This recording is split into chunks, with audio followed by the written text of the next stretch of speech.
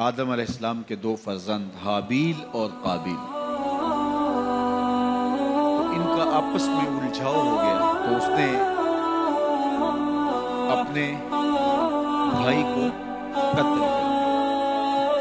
معاملہ یہ تھا کہ جو سلسلہ تھا بقائے نسل انسانی، افزائش نسل انسانی اور فروغ نسل انسانی کے لیے، وہ یہ تھا کہ چونکہ ایک ہی باپ کی اولادیں تھیں، تو جب ولادت ہوتی تو ایک بیٹا اور ایک بیٹی پیدا ہوتی، تو یہ بیٹا اور بیٹی جو ایک دفعہ پیدا ہوئے ہیں، ان کا آپس میں نکاح نہیں ہو سکتا تھا۔ تو اس کے بعد جو دوسرے بیٹے اور بیٹی پیدا ہوتے تو ان کا مخالف سمت نکاح ہوتا۔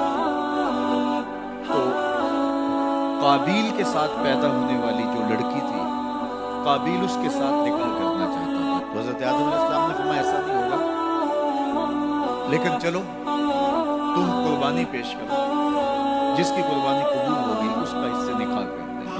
اس وقت جو شخص قربانی پیش کرتا تھا تو وہ جانور ذبح کرے یا گندم یا جو بھی، تو وہ باہر جنگل میں پہاڑوں پہ مختلف جگہوں پہ رکھ دیتے، پھر آسمان سے بجلی اترتی اور جس کی قربانی قبول ہوتی وہ بجلی اس کو اچک لیتی، اس کو جلا دیتی، اس کو کھا لیتی، اور جس کی قربانی قبول نہ ہوتی وہ یوں ہی پڑی رہتی۔ تو یہ طریقہ تھا قربانی کے قبول ہونے کا۔ اس امت کے لیے اللہ تعالیٰ نے اس عمل کو اور اس عمل کو پوشیدہ رکھا کہ قربانی قبول ہوئی ہے یا نہیں ہوئی۔ جس کی قبول ہوئی ہے تو وہ بھی ڈرتا ہے پتہ نہیں قبول ہوئی ہے یا کہ نہیں، اور جس کی نہیں قبول ہوئی وہ بھی لوگوں کے سامنے رسوا نہیں ہوتا، وہ اس کے نامہ اعمال میں درج کر دیا جاتا ہے لیکن وہ رسوا نہیں ہوتا۔ اور دوسری بات کہ ہم خود ذبح کر کے خود کھا لیتے ہیں۔ یہ عجیب ماجرا ہے کہ بروز عید قرباں وہی ذبح بھی کرے ہے وہی لے ثواب، خود ذبح کر کے خود کھایا، اس کی کھال بھی اپنے مصرف میں لے کر آئے اور ثواب بھی خود کمایا۔ یہ اللہ نے اس امت پر احسان کیا ہے۔ تو حابیل کی قربانی قبول کر لی گئی، قابیل کی قربانی قبول نہیں ہوئی، اس کو اپنے بھائی کو غصہ آیا اور اس کو قتل کر دیا۔ اب جب قتل کر لیا، اور یہ تھا بھی پہلا قتل، اور انسان کو نہیں پتا تھا کہ اب اس کا کیا کیا جائے، تو وہ اپنے بھائی کی لاش اپنے کندھوں پہ اٹھا کے گھومتا رہا، اب اس کا کروں کیا؟ پھر اللہ نے دو کوے بھیجے، قرآن مجید میں وہ واقعہ موجود ہے۔ تو دونوں کوے لڑے، ایک نے دوسرے کو مار دیا، پھر زمین کو اپنے پاؤں سے خریدا اور کوے کو اس کے اندر رکھ کے اوپر مٹی ڈالی۔ تو قابیل نے ایسے سر پہ ہاتھ مارا، کہا کہ یہ کوا جو ہے یہ تو میرے سمجھدار نکلا، میں نہ جان سکا اور یہ جانتا ہے، تو پھر اپنے بھائی کی لاش کو دفن کیا۔ اب سب سے پہلا قتل اور سب سے پہلی موت جو روئے زمین پہ ہوئی وہ حابیل کی تھی۔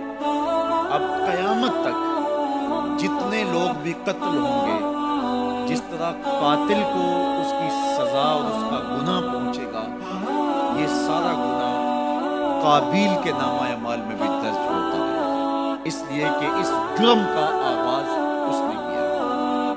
آپ سے اگر ہو سکے تو کسی اچھے کام کا آغاز کرنا، کبھی بھی کسی برے فعل کا ذریعہ نہ بننا۔ بعض کا ہوتا ہے ایک شخص کوئی ایسا کام کرتا، اس کی دیکھا دیکھی سارے لوگ کرنے لگ جاتے، اگر وہ اچھا ہوتا ہے تو اچھائی پھیلنے لگتی ہے، اور اگر وہ کام برا ہوتا ہے تو برائی پھیلنے لگتی ہے۔ تو انسانی فطرت ہے کہ وہ دیکھے دیکھے کام کرنے لگ جاتے ہیں۔ میں آپ کو یہ کہوں گا کوئی بھی عمل ہو تو آپ کبھی بھی کوئی کام کرنے سے قبل یہ ضرور سوچیں کہ میرے کسی عمل کے تتبع سے کہیں جو ہے وہ میرے ذمے میرے کھاتے کو ایسی چیز نہ آ جائے۔ اور اگر کوئی اچھائی ہے تو وہ حضور نے ایک دفعہ فنڈ مانگا، تو ایک شخص نے کھڑے ہو کر کے کچھ پیش کیا، تو اس کے دیکھا دیکھی باقی لوگ بھی شامل ہوئے۔ حضور نے اس وقت فرمایا تھا، تاریخ ساز جملہ، من سنّا فی الاسلام سنتن حسنۃ فلہ اجر، جس نے اسلام میں کوئی اچھا طریقہ رائج کیا تو اس کو اس کا اجر نصیب ہو، اور پھر اس کے دیکھا دیکھی جس نے بھی عمل کیا ان کا اجر بھی اس کے کھاتے میں لکھا جائے، اس کا اجر ختم کیے بغیر جس نے بعد میں کیا ہے پہلے شخص کے کھاتے میں بھی درج ہوتا ہے۔ میرے حضور کا ایک فرمان ہے کہ خیر کی چابی بنو اور شر کا تالا بنو۔ یہ کتنا جامع نسخہ ہے، خیر کی چابی بنو، خیر کو کھولنے والے بنو، اور شر کا تالا بنو۔ کچھ لوگ شر کی چابی بنتے ہیں اور خیر کا تالا بنتے ہیں۔ تو ہمیشہ اپنی زندگی میں کوئی بھی عمل کرنے سے قبل، وہ چھوٹے سے چھوٹا ہو یا بڑے سے بڑا ہو، آپ دیکھیں کہ اس کے معاشرے کے اوپر کیا اثرات مرتب ہوتے ہیں۔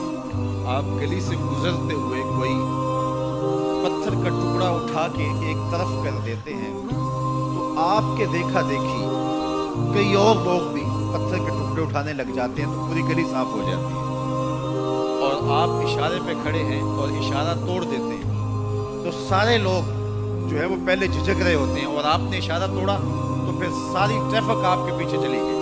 اس اشارہ توڑنے کا گناہ جتنا بھی ہے، اس کا جو بھی لیول ہے، جس طرح آپ کو ملا اور بعد میں جو آنے والے وہ سب کا گناہ آپ کے کھاتے میں بھی گیا، اس لیے کہ ریت آپ نے ڈالی ہے، باقیوں کو حوصلہ آپ نے دیا۔ اس طرح بہت ساری چھوٹی چھوٹی باتیں ہیں جو اپنی زندگی کے اندر آپ خود غور کر سکتے ہیں۔